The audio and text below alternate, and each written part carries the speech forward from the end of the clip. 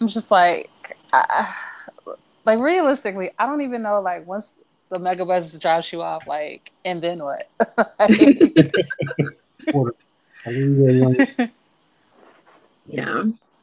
Just standing on the street corner, like, looking like a lonely child better who have needs your. a minder.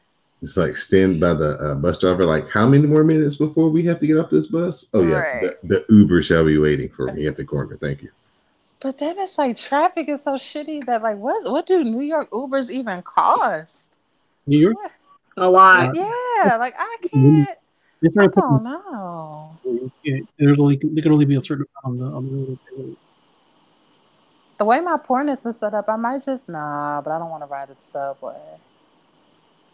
I would. I don't know about that. We'll see. It'll be an adventure. Check my Instagram stories. Yeah. Check up on you, making sure you're still okay. Do it every 2 hour check-in. I'm still alive. Yeah, there you go. Still alive. For And those who would are you believe concerned, I'm still alive? haven't made it to NXT, but I'm still alive. Mm-hmm. Really. Oh no, they got my money. I'm gonna make it to NXT. All right, so we're gonna get started so we can get some time with Greg before he's got to tap out. So we're gonna start this in 3. Well, hold on, let me hit the button first. All right, in 3, 2, 1. Hello, and welcome to episode 197 of the WrassleCast. I'm your host, Don Delarente, and tonight I'm joined by our SmackDown Matters correspondent, Miss Didi Jonet. Did you miss me? Of course we did. Hey, Glad you're back. glad to be back. So, anything fun happened in your absence, or?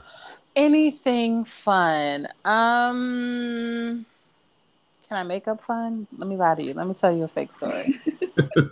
No, nothing fun happened. Ran into Kevin Bowens, and Hmm? then you ran into Kevin Bowens. That's what. Did I run into Kevin Owens? He's not a thing, unfortunately.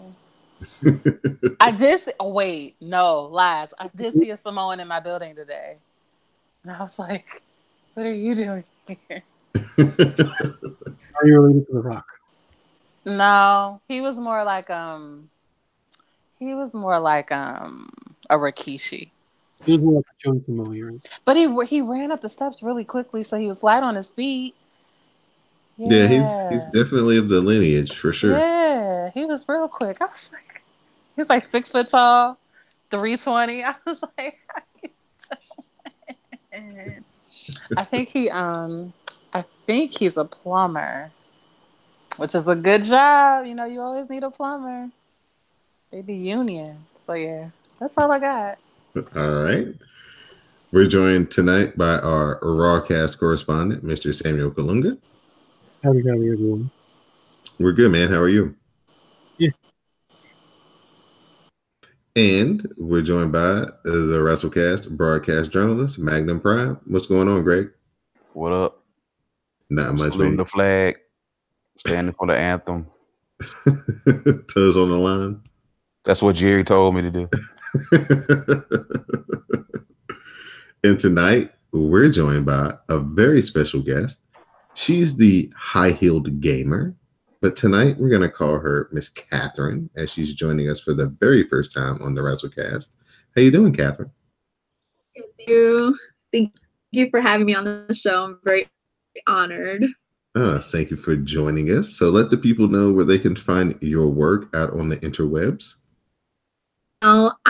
If you can actually, because different websites or sites have different, length to your name, you can actually just Google the Oprah of the Nerd World, and you'll see all my links to my website, which is thehighheelgamer.com. And then, of course, I'm on YouTube, Twitter. I'm a social media whore, so I'm on everything. So.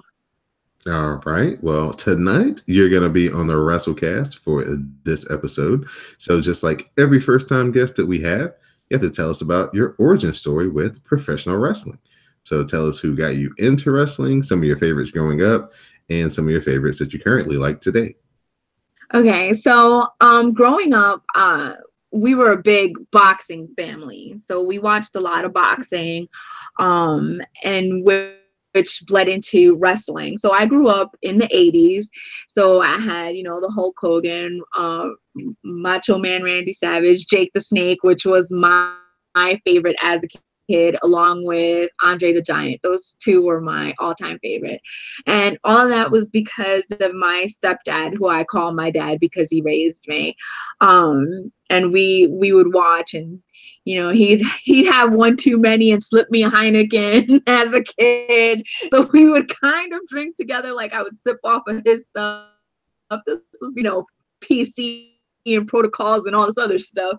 So we watched a lot of boxing and a lot of wrestling together, and we played a lot of video games too. So sounds like you watched a lot of Tuesday night fights growing up. If I don't remember the days, but yeah, we watched whenever it was on, and then we siphoned cable, so we would watch all the back that we were the hood of the hood. So yeah, nothing wrong with that. And then it just bled into continuing once I left my house. I was 18. My adult thing, I still watched wrestling up until I watched wrestling up until 2005, which was a really messed up time in my life. So coming across the TV and cable was tough. So I watched all the way up until 2005. And then probably I would listen to other people talk about it. So I kind of stayed in the loop with it. And then I got back into it a few years ago. Because I would watch like the pay-per-views and stuff like that, and I knew who people were to watch until a couple of years ago, and I was like, yeah, let me see what the actual shows are now. So I watch Raw and SmackDown now and all the pay-per-views. Growing up, like I said, Jake the Snake and Andre the Giant were a huge favorite. As an adult, I liked the tables, ladders, and chair matches. So I guess the Hardy Boys and Edge and Christian were a big deal to me. Hottie, and I had when I say had, I still do, because I if he asked me to marry him, I would say yes in a heartbeat. I have a huge crush on Rikishi. I'm in love with the I think he's sexy. I love him. A lot of people judge me on that, and I don't care. No, that's just what we call here on the WrassleCast. That's just +1 for the Samoa Coalition.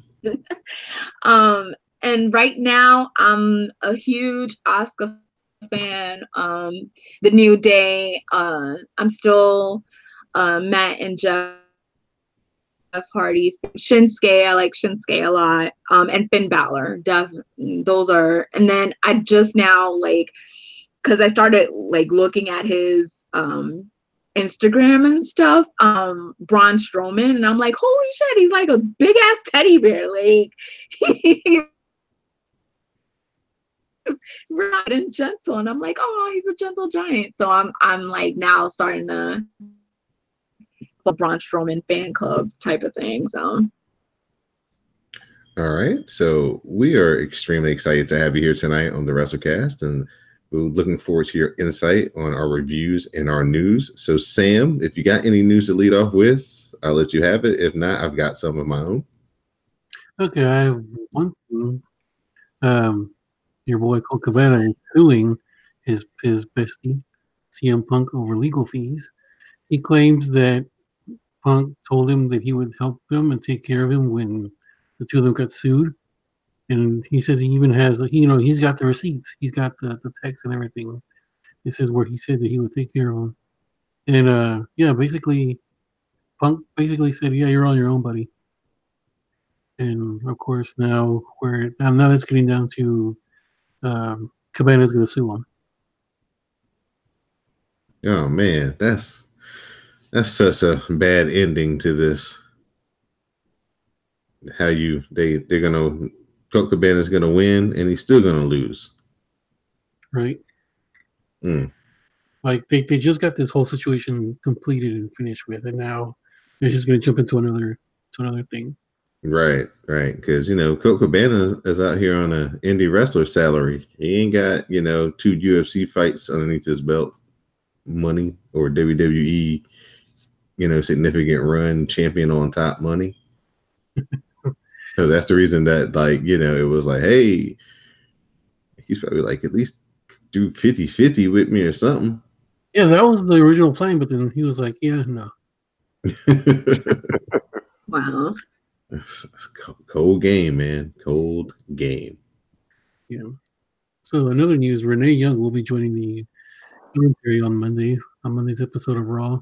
She'll be filling in for the coach, which is a much needed breath of relief because to me, coach has not been good since he's been back. Apparently, coach has another obligation on the Golf Channel. If you could just stay there, that'd be great. I mean, this is the first time a woman has called an entire episode of Raw. Mm-hmm. So that's cool. So that's really all I have right now. Okay, my news is for New Japan fans, hashtag Cast a Strong Style. We won't be able to have any of those great in-ring commentaries from Tama Tonga and Juice Robinson anymore, using the extravagant language that they like to use, because the New Japan president has basically banned all of the English swear words and the middle fingers visible to the camera. So, Tama Tonga got in a lot of trouble over this past week, where he actually went after a fan who was heckling him and put his hands on his throat. Yeah, it really wasn't pretty. Wow. Oh yeah, it wasn't pretty there for a few seconds, and so they kind of brought the hammer down. So it's going to be interesting to kind of see how that works going forward, because that was a lot of basically the fun part of Tama Tonga. Recently, he's been trolling Roman Reigns, so they've had a lot of a lot of fun doing that. But that's all got to come to an end now with this new edict that they had come down. So we'll see how that plays out going forward. But it was fun while it lasted. So, and that's, I think, it. You covered Renee Young, and I think that's it. So, if you want, Sam, you can get right into Monday Night Raw from Jacksonville, Florida. Okay, just take my review from this week and just hit it on this one, because it's pretty much the same show. But if I must, I will. Okay, Monday Night Raw. Kurt Angle and Constable Corbin come down to cut a boring 20-minute promo.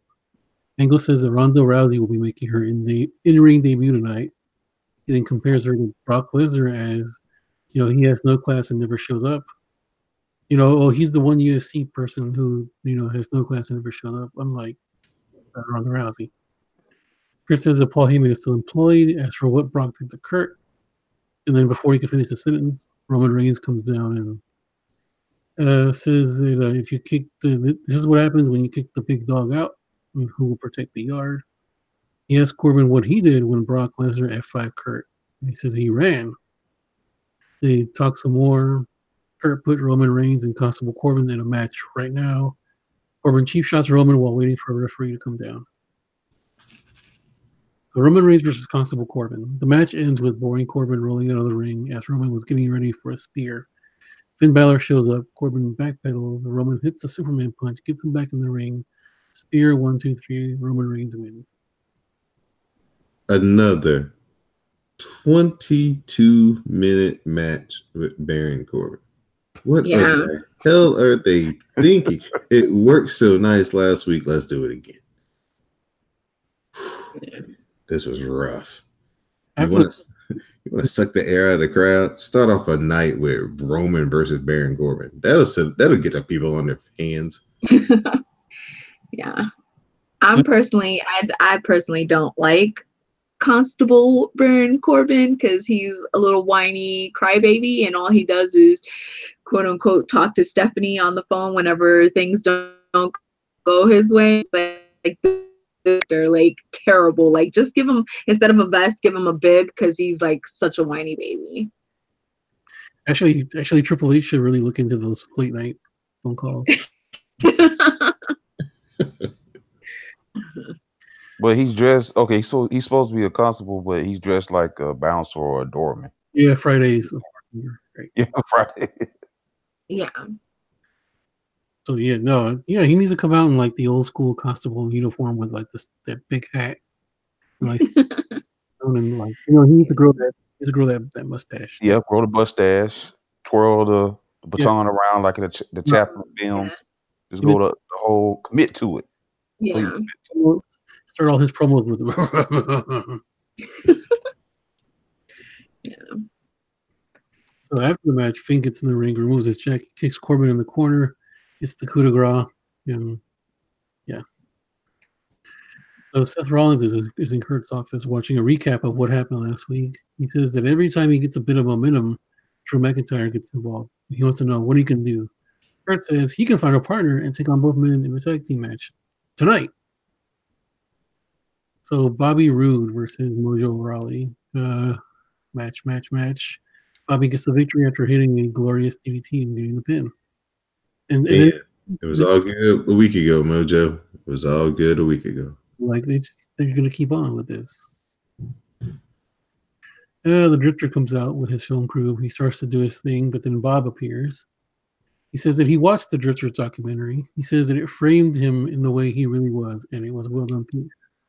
The Drifter says Bob's comeback has been a joke. Bob says the Drifter's boots are a joke, his documentary is a joke, and his scarf is a joke. The next time Bob's name comes out of the Drifter's mouth, what he does to him will not be a joke. Oh God, this man is so horrible. He sounds like a hater. He sounds very familiar. Sounds like somebody I'm very familiar with. Greg, I know. Mm-hmm. And tosses it at Bob and puts him down. The crowd is completely dead for all of this. They actually don't wake up until Bob hits a spine buster on the line. He calls the crew back in and asks him to film, but he goes to the Drifter. And you need for your information, my promos are fire. Hold on, you're giving me internet issues. He said, "For my information, something." Mm-hmm. Your information. It was something shady about it last. That's why his connection keeps coming off. Because even the internet walks with Elias. Oh God, no! You don't walk with Elias? I do not walk with Elias. Wow. He's one of the biggest selling artists in the country right now. Wow. He's in a pod. He can stay that way. He can stay that way because I'm not listening. Wow. All right, give me a sound check, Sam. Hello. Yeah, you sound strong right there. And for your information, Didi, my promos are fire. All right, so I'm gonna count you back in, and you just pick up, and I'll edit it out. All right, so in 3, 2, 1. Okay, so Seth Rollins is in the locker room. When Breeze appears, he volunteers to be his tag team partner. He offers a Shield fist bump, which is made of Roman Reigns, who just happened to roll on the scene. He says that he has Seth back, and he'll up. Okay, so Razar versus Titus O'Neil. Titus dog attacks with icon. Razar hits a move off the distraction and gets the Hey, and you also moved again, sir. Because you're awful once again. Hey, you're no prize either, okay? I'm just saying, you were like crystal clear, and then as soon as you started talking again, it was like, Can you hear me now?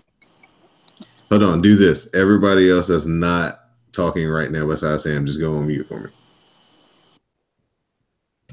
All right, now talk to me, Sam. Okay. Hello. All right, good. That got you isolated, so okay. Okay. KO is based. Okay, go ahead. Go. Kevin Owens is backstage with Jinder Mahal. They're going over some notes because tonight is the return of the Kevin Owens show.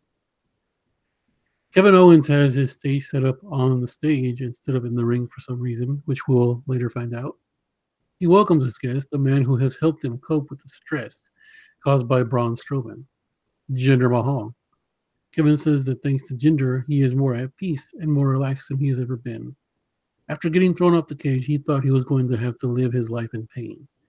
However, because of Jinder, he can hold his baby girl in his arms without any kind of incident. KO says he and Jinder have one thing in common. They both beaten Braun Strowman. And for the record, so has Kalisto. And when he beats him at SummerSlam, he will be Mr. KO in the bank, which he'll then use to reclaim his Universal Championship. Kevin Owens gets a brilliant idea. Jinder versus Braun Strowman again. Calls out Braun and then nothing happens. KO says Braun is afraid of both men. The set starts moving, and apparently Braun is underneath the stage because he tips the damn thing over. And so this is why the set was on the stage and not in the ring. It was a cool visual, though, to see them up high like that. Yeah, I liked it. Jinder Mahal versus Braun Strowman. Just like last week, KO steals the briefcase. Braun chases him around. Instead of getting counted out, though, Braun reclaims his property and gets back in the ring. KO does it again, but he catches up to Owens, and Owens gets these hands. Jinder appears as Braun steals his briefcase back, and he accidentally hits Jinder with it, resulting in a DQ in favor of Mahal. So Jinder now has 2 victories over Braun Strowman. Constable Corbin is on the phone with Stephanie, having those late-night phone calls. He hands Kurt the phone. Kurt listens, then reluctantly says that he will take care of it. We get a recap of the Roman Reigns and Brock Lesnar feud. Dolph Ziggler and Drew McIntyre versus... Oh, wait, hold on. I have to set this up. So before the tag team match can begin, Kurt stops both men. Corbin says that Stephanie does not want to jeopardize the main event at SummerSlam, so Reigns is banned from competing. And if he does compete, he loses his title shot. Rollins says he's got this. Corbin tells him his match is next, and it's a handicap match. Reigns asks Corbin if his ribs are okay. Before he can answer, Reigns just socks him square in the ribs and laughs as Corbin buckles over. So we got a quick match that went exactly as predicted. Seth got some offense in, but in the end, it was all about Dolph and Drew. Ziggler eventually gets the win after the super kick. That was a fun match for a 2-on-1. Right. The Revival versus the B Team. During the match, Hardy and Bray appeared, replacing Axel and Dash Wilder. They beat up both Dallas, and that seems to be it. They need to do something with Bray Wyatt and fast, because I'm not feeling this thing with Matt Hardy. It's ran its course for me. Limbo, and it just seems so weird. Yeah, man, he could be the ish if they just let him tweak a couple of things. Guys, what are y'all's thoughts? Y'all just sitting there. What would you like to see different from Bray? John, you would like to see some tweaks. What would you like to see? Oh, I just like to see all he got to do become like a good guy, like a straight up babyface. Give him a reason for the people to like him. 1, clean up his promos just a little bit. Just have him more focused. He can still do the sing-songy talk, because I wish I could go back to this Dusty Rhodes interview, but I saw this Dusty Rhodes interview where he's out. It's an empty arena, and he's just standing in front of the ring, and he's talking. But what he's talking about is like in a poem, in a riddle, in a weave, and it just clicked. And I was like, damn, that's Bray Wyatt. It's like Bray Wyatt could be that, and he would be the biggest babyface in the thing, because he's the one wrestler who's, besides Kevin Owens, who's good, that doesn't look like everybody else. He's not in the cookie cutter mode. He's a little pudgy here. He's got a little different style, but they just got to clean it up a little bit. The promos get too long-winded and all this stuff, but they cleaned the promos up, gave the people a reason to really cheer him. He's already got the bomb-ass entrance, bomb-ass music, so he's already over by just by the time the music hits. But they just got to make it worth the people's while to get after it and cheer for him, and it could work. You know how you get people to cheer for him? Just have him come out with JoJo. That'd be it. Nah, because there would be some haters that would boo him because there's always the how is she checking for him? Dee, do you have any inquiries on what JoJo sees in Bray Wyatt? Is it the dreads? We love a good biracial butterfly.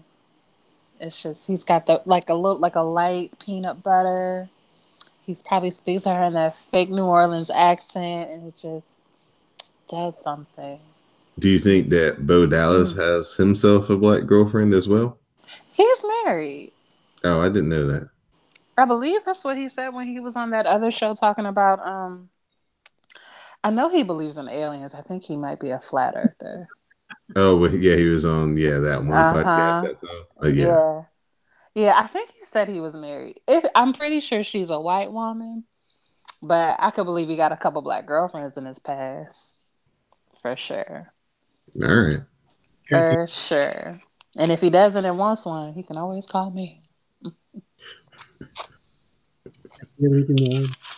Catherine, your thoughts on Bray Wyatt? I don't mind the Bray Wyatt Matt Hardy team. I have a feeling that they might be setting up to bring Matt and Jeff back together. I don't know if they're going to include Bray and just have it as a trio, or if they're going to try to do the Matt Hardy tag team. I mean, Jeff and Matt Hardy tag team again.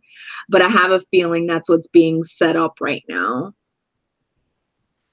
All right. We shall see. So here comes the best part of the show, or the most meme-worthy part of the show, because everybody had memes for this segment. Renee Young interviews an unshaven Paul Heyman who looks like he's been just crying. Says he's tried to reach Brock, who has disconnected his phone. He looks around and says that this will piss off Brock. Renee asks Paul if he considered, because, Brock is such a private person. Renee asks Paul if he considers Brock Lesnar a friend. He says, yes, he did. Since the beginning, the two have talked about riding off in the sunset together with the Universal Championship on one shoulder and the UFC title on the other. Renee asks if Brock Lesnar still needs a Paul Heyman. He gets himself together, eyes watery.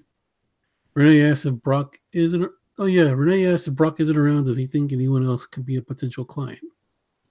He says the whole situation is inconceivable to him. Renee asks who the winner at SummerSlam will be. Paul says that he has been with Brock for 16 years and he has never seen Brock more determined and focused in his entire career. He has never seen him this violent, and against this Brock Lesnar, Roman Reigns doesn't stand a chance. What did y'all think of this? Paul Heyman at his finest. I was going to say it's grade A acting, so I thought it was hilarious. It sounded more like a high school breakup from saying. He played it very well, I thought. I kind of wanted to feel sorry for him at some points, but I thought it was great. Anybody else? No? Okay, Riot Squad versus Sasha and Bayley. Okay, during the match, Bayley hits her Hurricane Run off the turnbuckle on Sarah Logan. Sasha finishes it with a diving knee to the face. Bayley sends Morgan to the outside, goes to dive on her, and Morgan is pulled out of the way by a ninja. And turns out it was actually Ruby Riott, who has been out with an injury. Liv hits an enziguri on Bayley. Sasha goes after Morgan, but Sarah Logan rolls her up off the distraction, and the Riot Squad gets the win. Everyone take a drink. Nobody? Oh, I thought that this was the second best match that they could have had on this show, because the Ruby Riott comeback was done really good. Because at first I was like, who the hell is that fan about to get mowed over by security? And then all of a sudden it was like, oh no, that's no fan. It's Ruby Riott. Ruby Riott. Dini, what are you sending us? That's Bo Dallas's wife. Oh, thank you. The Swedish lady. She's always on her Googles. Google Right. knows everything you don't know. You just have to go look for it. Okay. To Well, to a former NXT girl, but I just didn't know who it was. Yeah, the name meant nothing to me, but luckily, Google knows everything. So I got a visual representation. Google knows all your business. Mm-hmm. Okay, so Ronda Rousey versus Alicia Fox. Alicia tries to jaw jack with Ronda before the match. Ronda shoves her to the mat. Alicia rolls out of the ring. Alicia gets up on the apron to distract Ronda, but Natty throws her off. Bliss comes to and shoves Natty into the post. Ronda tries to go after her, but Alicia goes to town after the distraction. Ronda comes with a flurry of punches and then hits her with a series of arm drags. She goes to the outside and throws Alicia into the barricade. The action gets back in the ring. Alexa gets involved. Alicia tries to take advantage, but Rousey catches her, sets her up for the armbar, and Alicia taps immediately. Ronda grabs the mic after the match and says that at SummerSlam, Alexa's title belongs to her. And that is your pretty crappy Monday Night Raw. I was watching this Raw with a friend who hasn't really watched wrestling in a long time, since like Attitude Era or whatever. And yeah, and her first thing was, look at everybody sitting down. Yeah. She was like, they might as well just be on their phone. She was like, it wasn't like that back when I was watching it. She was like, everybody would be standing. Of course, they didn't have phones back then. But then she was like, but she was also like, and she was like, and they're not really doing anything. Of course, this was during the Baron Corbin Roman match. She was like, it's not really that exciting either. So it's like, I see why they're kind of just sitting there. But she was like, if you were gonna show me this and be like, you need to watch this to get me back into wrestling, she's like, mission. Oh yeah, this is what I was telling you. Like, imagine trying to get somebody into wrestling now. Like, you tell them, like, yeah, you got to watch a 3-hour show every week where nothing happens. She was like, mission? Like, they'd be like, no, what's wrong with you? Right. So I was like, no, it's like if I was going to try to get you to get back into wrestling, I'd show you something from NXT or New Japan and get you back into wrestling. So, Greg, any final thoughts on this Raw? I was glad I didn't watch it live. it was a lot more palatable. I could pause, do some meth, for the sake of the fast forward button, drink some Jack. Just try to. Oh my god, I don't watch it live either. I always fast forward a lot of the crap. Yeah, I think the 90-minute version is probably the best way to watch it if you can get a hold of it, Hulu or wherever. It's the best way. The Hulu version though is life. Gotcha. So, all right, Miss Catherine, you want to say a closing thought on Raw before we move on? Raw is definitely lackluster for me. A lot of fighters that I feel could use less and a lot more. I don't know. Some of the promos that cut are weight and just engaging. And the Alicia Fox and Ronda Rousey fight, my biggest thing is I don't know what Alicia's been doing on her long break, but she definitely needs to get. She's not where she needs to be as someone who's a quote unquote veteran. Her fighting style is very sloppy and very borderline lazy. Just it doesn't look refined as it should be. But Raw tends to be lackluster, and I watch it on Hulu. I don't watch it live as well because it's too long for a. Yeah, it's too enough, Joe. Right. All right. So that's Monday Night Raw. We're going to transition over to SmackDown Matters with Miss Didi Jonay. Yay! Now, mind you, I did not see this, so we're all going to learn about it together. They were in Orlando, and Randy the Orton was there to kick the show off. All lives matter. Uh-huh. He says that Jeff Hardy called him out last week and it turned out badly for Jeff.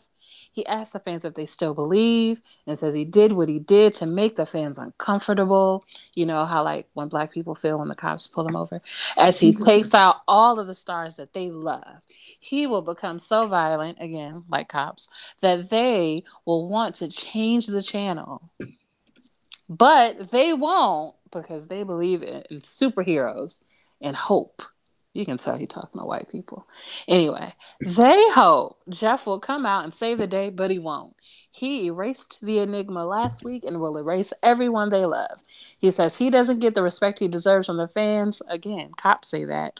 Or the guys in the back. When he started his career, he was the youngest in the locker room, was the youngest champion, won the title 3 times, won it all, but still no respect. They all made their choices, so he will take his respect and he will destroy Jeff Hardy piece by piece by piece. And it's all because of the fans. Call him what you want, and then he walks off. So how was this? Did we care? It was Randy Orton. Sorry. You know, Bugs was hating. You know how we feel about Randy Orton around these parts? I know how we feel, but how did they feel? The fans were giving him heat. You know, this is the sick Randy Orton. I can't even believe he actually uttered the word violence in a WWE promo. That was actually refreshing.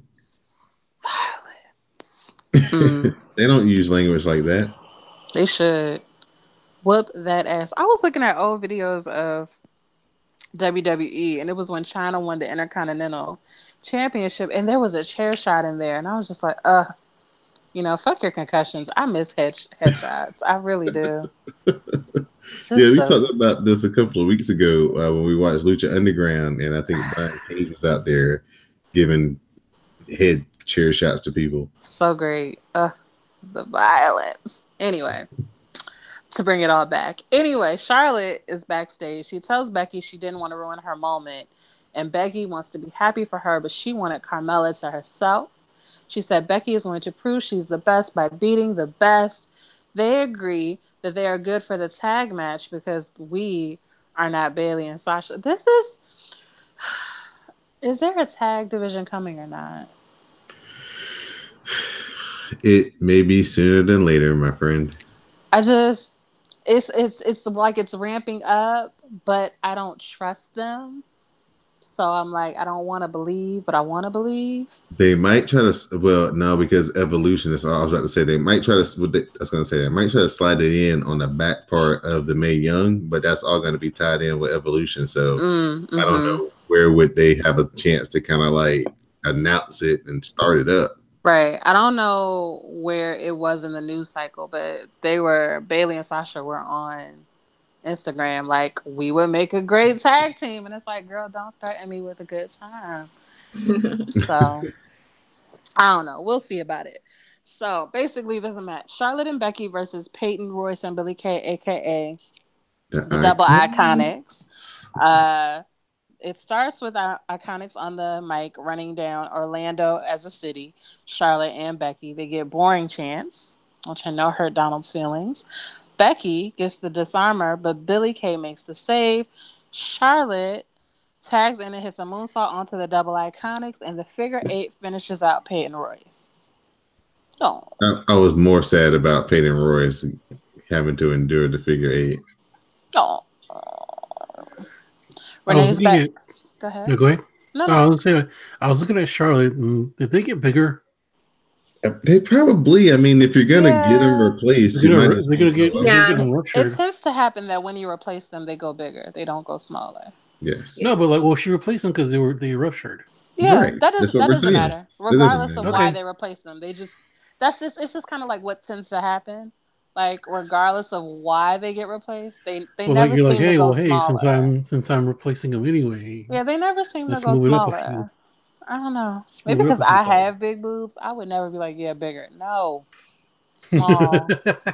I want to buy my bras in a regular store. Thank you so much.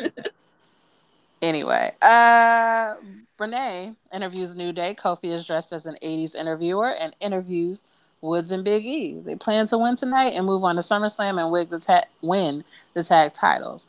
Earlier today, Renee Young could not stop laughing. She broke character totally. Yeah, she did. Was it the aesthetic or was it just Kofi, go ahead, Catherine, explain it. I was just gonna say it was probably more the fact of the way that Kofi was speaking, and then at the very end he hands her the wig and he's like, for a souvenir, because he wore like a blonde wig and everything, and he takes it off and gives it to her. Wow. Yeah, he takes it off and gives it to her and was like, keep that as a souvenir. She just lost it. That's fun. You have to enjoy your job, you know? Gotta have those kind of days. Yeah. Throwing wigs at people. It's lit. I mean, they come up with something to have those type of days every fucking week, though. When you're creative, you can do things. Yeah, you can. But anyway, earlier today, or that day, Miz says that after a week of negotiations, he has accepted Daniel Bryan's challenge for SummerSlam. So we get to look forward to that. Charlotte and Becky are happy about their win, but realize things will be different at SummerSlam because they're going to beat each other up, is what I gathered. For some reason, somebody gave AJ a microphone. He says a lot. This paragraph is really long. AJ says that a lot goes on between the ropes. It can get personal. Samoa Joe? Yeah.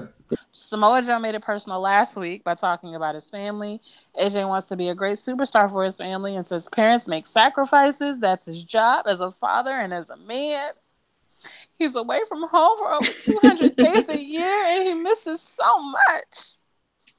He just celebrated 18 years with his wife. 18 years? He got her early. Yeah. 18 years. He's not that old. Jesus. And she's basically a single parent because he can't always be there because he's working to give his kids everything he didn't have and everything they need. So they need money. They don't need a father. Is what I'm gathering. So he says he wants to be there for his kids. But that's what pisses him off because Joe knows his wife and kids. And long before they were here, WWE, they shared shitty apartments and stale pizza. But Joe threw away a decade of friendship when he brought his family into it. Because remember, they were on TNA back when people cared about TNA. So they have known each other forever. They were in ROH before that, together. I didn't know ROH was a thing back then, so I didn't mention it.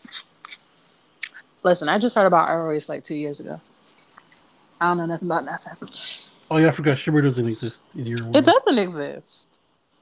I'm eventually gonna go to like an indie show and be like, indie. You're gonna pull a Jim Cornette's Outlaw Mud Show. I'm gonna just be up in there stank and like I'm in a real fucking bingo hall. It's really in a bingo hall. Stank. I like my shit branded. Anywho, Joe will not win the title, and at SummerSlam he'll be lucky to walk out at all. Yes. And Diddy will be like that lady on the phone who be like, "Look, they over here having this wrestling. Y'all cops need to come do something about this." Y'all did not say that I was parked Patty. Like they are moonsaulting on picnic tables. No. Oh gosh. Okay, so while AJ is talking, Samoa Joe is backstage laughing at the footage of AJ being all emotional. Also backstage, Rusev meets with Lana and apologizes and says he will be with her tonight because it's Lana Day. Aiden arrives and also apologizes, saying he had their best interests in mind when he was trying to help. They forgive him, but Rusev tells him to stay in the back tonight. There's a match between Lana and Zelina Vega. Cien is there. He jumps on the apron and distracts Lana. Rusev attacks and takes Cien almost out. Vega hits Rusev. No. Selena kicks Rusev and almost posts him. Lana hits the head kick on Vega, heads up top when Aiden comes out and arrives and knocks Cien almost into her, which also causes a distraction. Selena follows up with the double knees and picks up another win. Ha ha ha, 2 sips. Mm-hmm. um, they really could have made this really hot fire by when they wrestled and they got into the brawl. The fans really like got into it, right? And then they had them wrestle that match last week, and then they had them wrestle this match this week. What they should have did was let them have the brawl. Saw how the fans got into it, and then did a backstage where, like, because Lana felt like she got the least of the action last time, she just kind of jumps on Zelina like on site, and then all of a sudden the guys come in to try to break it up, and then that causes them to kind of get into it right again, and then you build to a mixed tag at SummerSlam.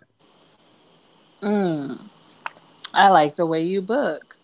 Thank you, ma'am. There's this fat man on my 600-pound life. He looks like he would be a wrestler, but he's 600 pounds.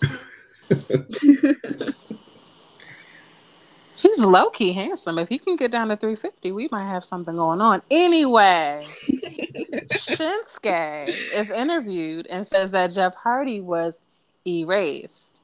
R-Truth and Ty Dillinger arrive, and R-Truth challenges Nakamura for a match at SummerSlam. Wait a minute.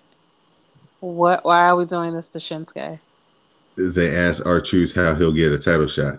What did he say, Didi? What did he say? Look at you. Oh, he says he'll pin Carmella. Yeah. Like everybody else had, like everybody else does. That's rude. Nakamura says something in Japanese, and that's why I'm on Duolingo now, because I need to know what you people are talking about. And now, Truth wants a match with Nakamura tonight. You people. I'm telling you, I'm going to Mexico next year.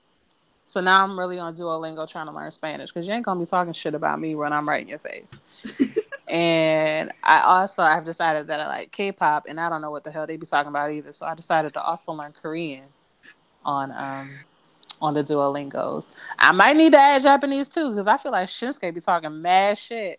Because it's not like anybody in the back knows what he's talking about. So he could be going like all the curse words down. How would we know? Bulgarian was like back when like Rusev would like yell and scream Bulgarian. I still don't know what he's saying on that intro. Rusev Pulia, what that mean? What's Machka mean? Machka means crush. Yeah, but how do we know that? We're depending on, a Bulgarian to tell us the truth. When Rusev will come out and say, what if it means nigger? Will you let me talk? Jesus. What if it means nigger? How do you know? You got some bigger problems then.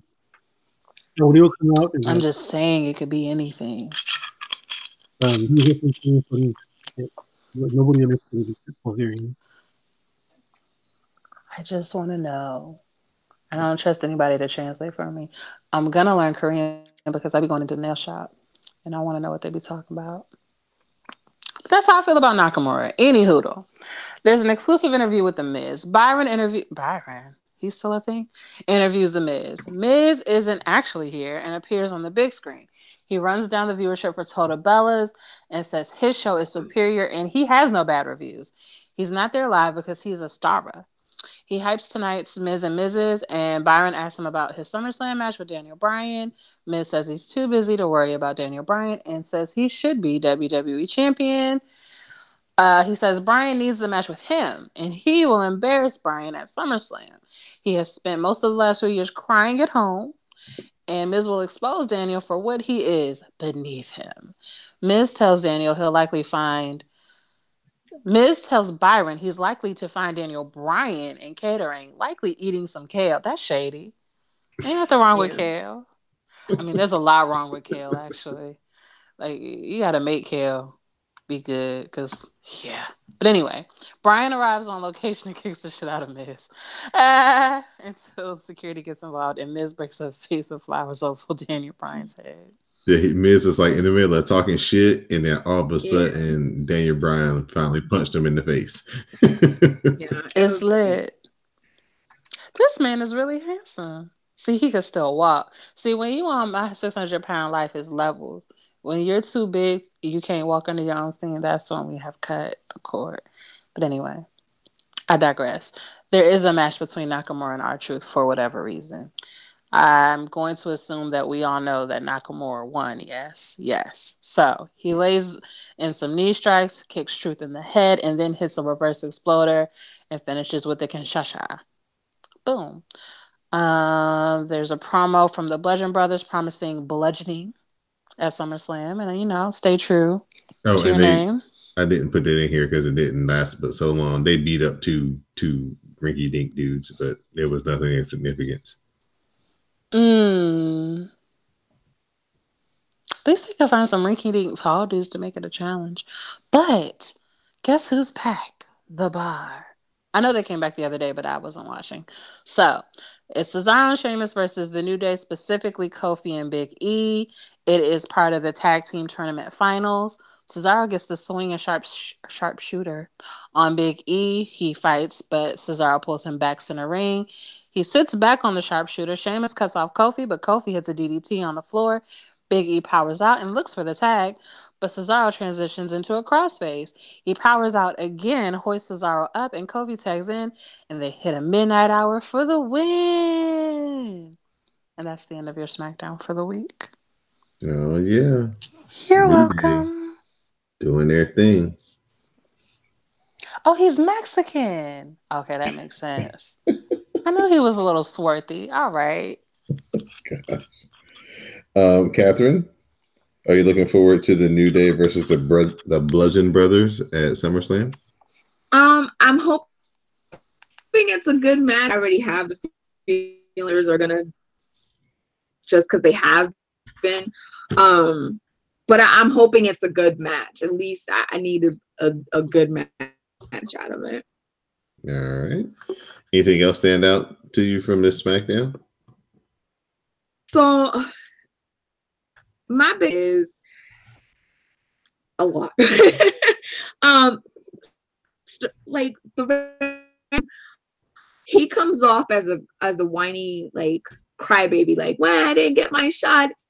Likes me backstage. Nobody likes me in the universe." What? Like when it could have come off with confidence and an assurance of who he is instead of this whole nobody like I'm gonna take my ball and go home and deflate everybody else's. Like nobody can have their their shot when it could come across so much more smoother. The way they're trying to split up Aiden English and Rusev, it's just two in your face, two all at once. I get that they're trying to split them up because Lana wants her moment and she cried to some big management about it with her husband. But the way they're going about it, I agree with you where they could break it up into different. It doesn't always have to be an in-ring thing. And they're just trying to go too fast with it when it should just be a gradual thing. Because when you go too fast with a change, it's too in your face, too quick, and people don't gravitate to that. People don't like change, so it should be a slower progression towards that. And they're just trying to bring R-Truth back into the mix of things, so that's throwing random fights that don't make any type of sense. I like SmackDown over Raw. That's a thing. So no matter what promo he's cutting, it's just I'm half literate. I took notes down. Sorry guys. I'm looking at my notes like what else is going on here? I did like the fight between the Bludgeon Brothers and New Day. It was actually a really, really good match, I thought. And I mean, I'm sorry, the Bar and New Day. I liked that fight a lot. And I'm hoping for something like that with the Bludgeon Brothers and New Day for SummerSlam. I definitely see a Becky and Charlotte no more friends in SummerSlam type of thing. One of them is going to get in somebody else's way and it's going to be this big old fight. So I don't know why it feels like they're giving them up to Dasha and Bailey. And I don't care about Lana, so she can keep crying all she wants. Aiden English and Rusev were a better couple than her and Rusev. All right. That's Sam, my 2 cents. did you take some Lucha Underground notes there, Sam? I did, and I almost shut the whole damn thing off. All right. But while you're opening your notes, we'll just let the people know that you can find the WrassleCast on CSPN.us. You can also find us on SoundCloud, iTunes, Stitcher Radio, and Google Play. Alrighty. Kat, have you ever watched Lucha Underground? Can she hear me? Catherine? What? Sorry? Have you ever watched Lucha Underground? No. Okay. Well, strap in. It's a hell of a ride. Oh, okay, cool. Okay, so Papa Cueto is in his office. He's on the phone with someone, and he says he will make another sacrifice to the gods tonight. Mariposa and her new implants arrive. She says she wants a gift to the gods title match. He denies her. She pulls out some stacks. Says her family always gets what they want. He agrees, naturally. He chugs the rest of his Modelo Especial, and the show begins. Stacks on stacks. Yeah. So Papa Cueto comes out and tells Paul London that only one of his men will compete in the next match. London chooses Mala Suerte. Cueto informs him that he has been chosen as the next sacrifice. Matanza comes out and we have a match. So Matanza versus Mala Suerte. Was not a fan of the stupid fucking sound effects. What the hell was that? They've only been doing it for 4 years, Sam. They not like that. When Mala Suerte went to hit Matanza, you could hear like the stupid like cartoon sound effects, like what the heck? What? That was so stupid. It was like a cartoon, but a squash match, of course, nothing to see here. So Joey Ryan and Jack Evans versus Exo Luscious and Ivelisse. Why is Ivelisse doing the all red everything, Don? You should talk to her about infringing on your girl Eva Marie. Yeah, I know. It's different because it's more thugged out, but right. So Exo passes out after Jack Evans puts him in an armbar. Joey Ryan comes to save him. I guess Joey Ryan is entranced with this person. Joey Ryan comes to save him. Evilly shoves him out of the way and stomps on Jack to get him off. Mariposa versus Dragon Azteca Jr. Good and short match. Dragon Azteca retains the gift to the gods with a unique pin. And see the Reptile Tribe versus the Wild Stallions, or as they are actually known on the show, the Worldwide Underground. So before the match, Cobra Moon announces the newest member of the Reptile Tribe, Jeremiah Snake. The fuck? I know it's Sami Callihan, but still, Jeremiah Snake? It's got to go with the Reptile Tribe. I guess, but it's so stupid. Johnny Mundo comes out and says he was thinking the same thing. He's like, you read my mind. He dismisses his intern, Ricky Mundo, and introduces the newest member of the Wild Stallions, Ghetto Iron Man, a.k.a. Aerostar. He's there because apparently he wants to free his boy Drago from the clutches of Cobra Moon. So the match begins, and it's just as you expect. Lots of moves to the outside, lots of dives. And I have to say, Taya is THICC. You know what I mean? I'm really impressed with Cobra Moon's abs and her arms. Like I've seen her before. Like I've seen her a lot because she has her own she owns her own indie promotion when she's not in the Cobra Moon outfit.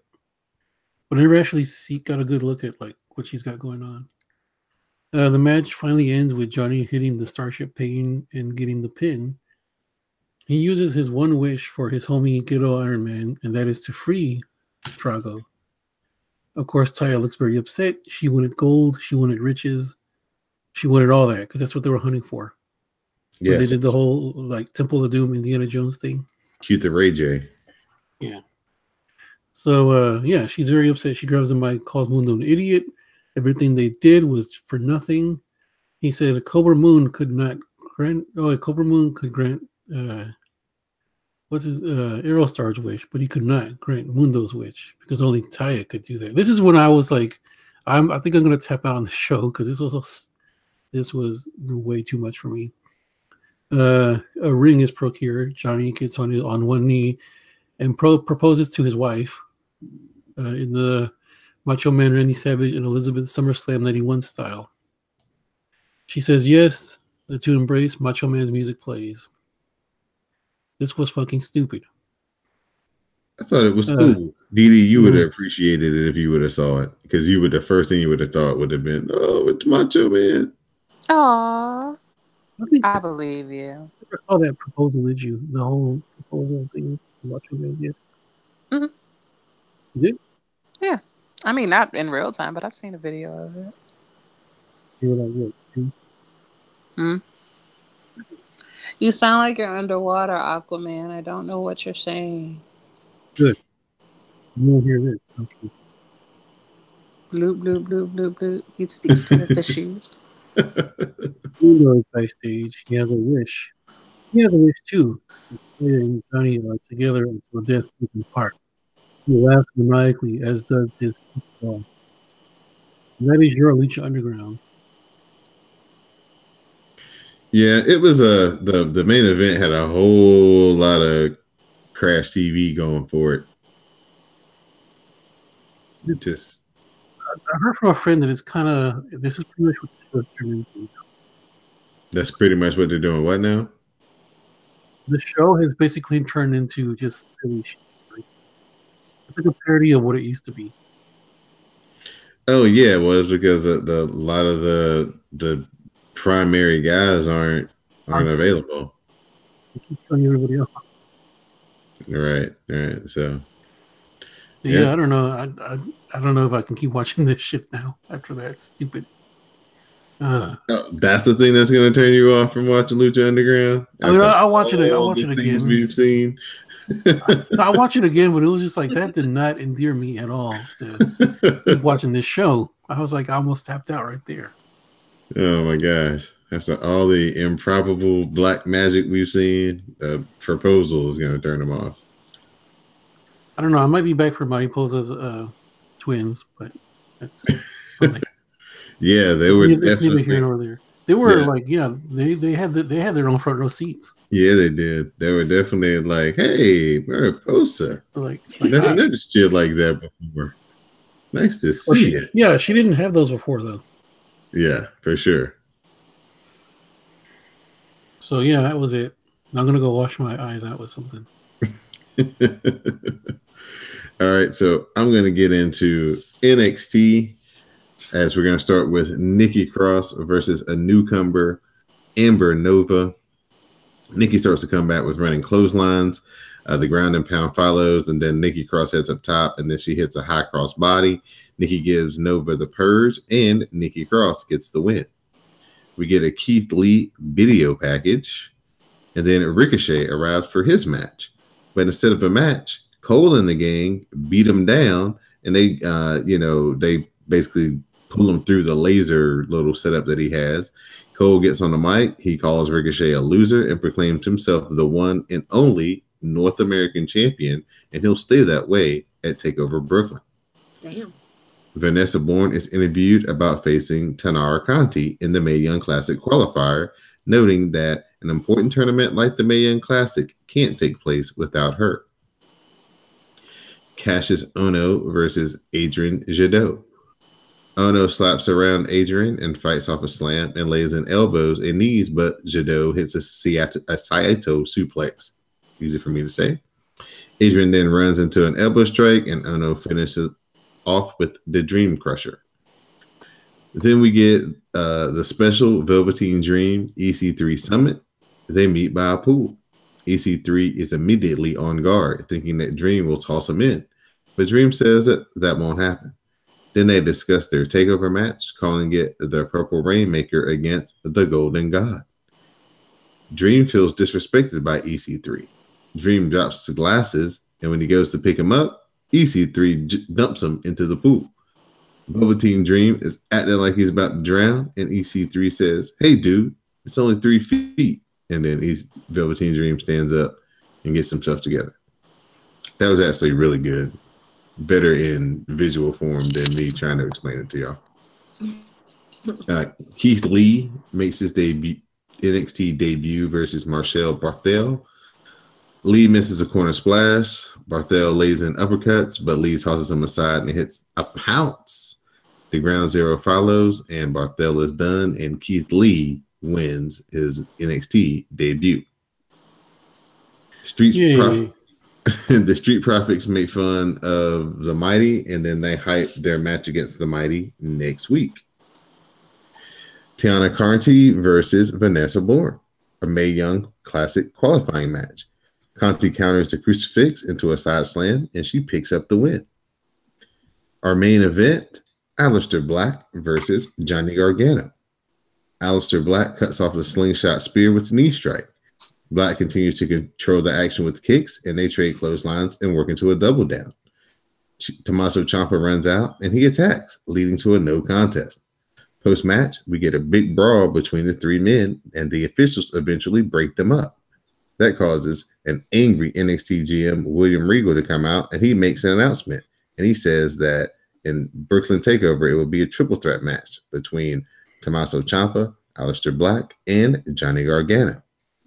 But moments after NXT went off the air, the WWE released a video on WWE.com where William Regal is told that Aleister Black was found in a parking lot, unconscious. And basically, he's going out the door, and he walks by Johnny Gargano. He's coming in the building. He's getting out into the parking lot, and you see like the Undisputed Era and a convertible speeding off. And then there's a kind of another guy. I couldn't make out who it was, kind of in the periphery, but I mean, Aleister Black is in the middle of this parking lot, just stretched out. And it's like some NWO type shit. Right. So that's going to have a major effect on the championship match, because now Aleister Black will not be able to compete in the championship match. And so now it will now be a singles match between Johnny Gargano and Tommaso Ciampa in NXT Brooklyn.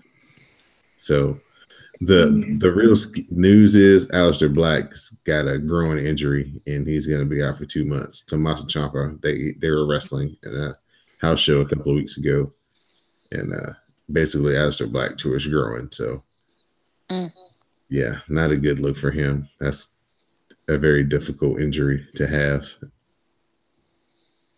So that was NXT for this week. Somebody said that Keith Lee gives him Thanos vibes. I thought that was funny. Keith Lee is a big boy. Mauro called him a flying tank because of the athleticism that he has. I would love to see a match between him and Willie Mack. That would be fun. Those two big guys doing lucha libre type things against each other. That would be kind of fun. Yeah. I know Keith Lee. He's pretty cool. He's a cool dude. Cool. I'm happy for him. Cool. So at this point, Sam, I'm going to start with our guest, Miss Catherine, for her shout outs and thank yous.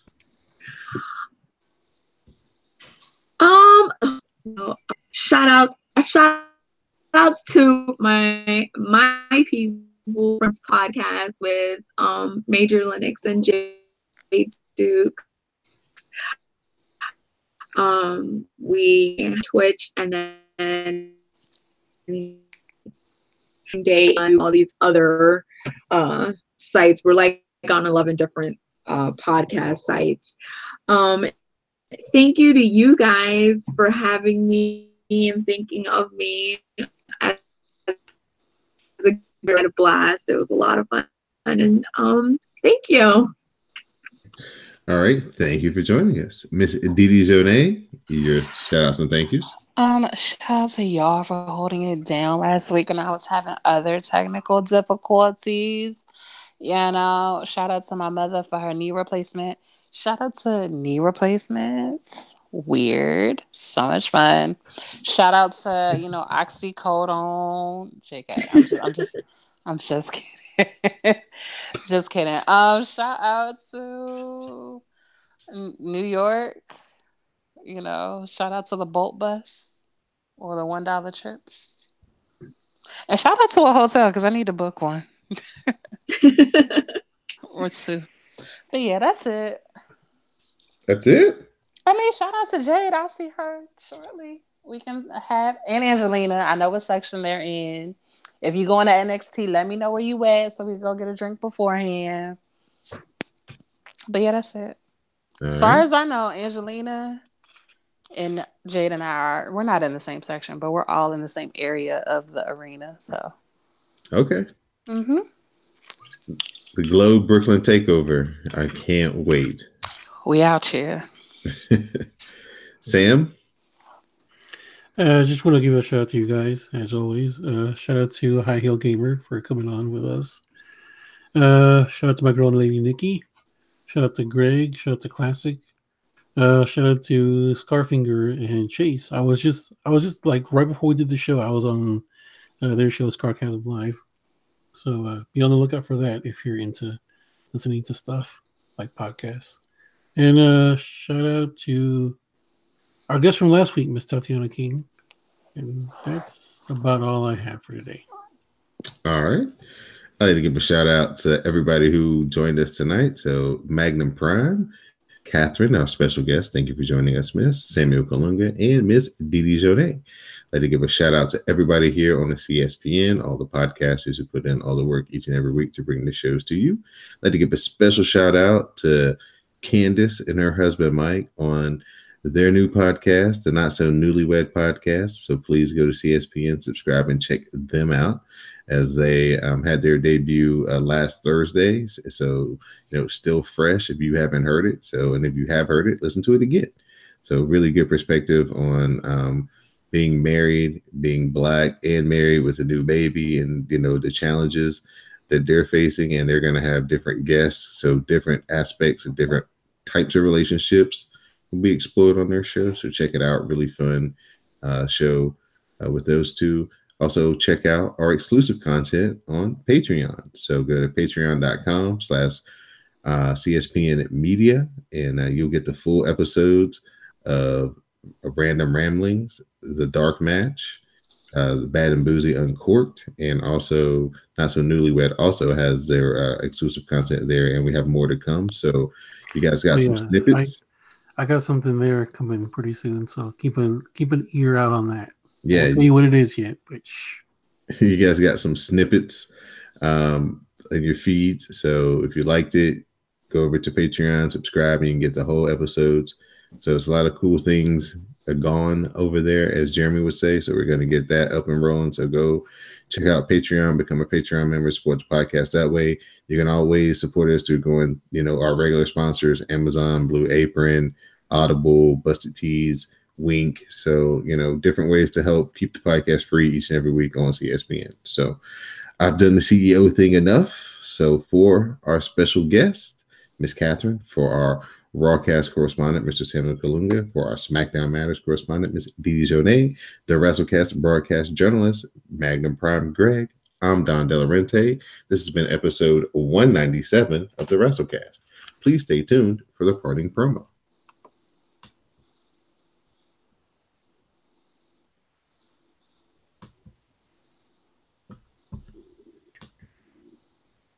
All right, there we go. Thank y'all once again. all right. You're welcome. You're awesome. Big facts. But you need to get into this little white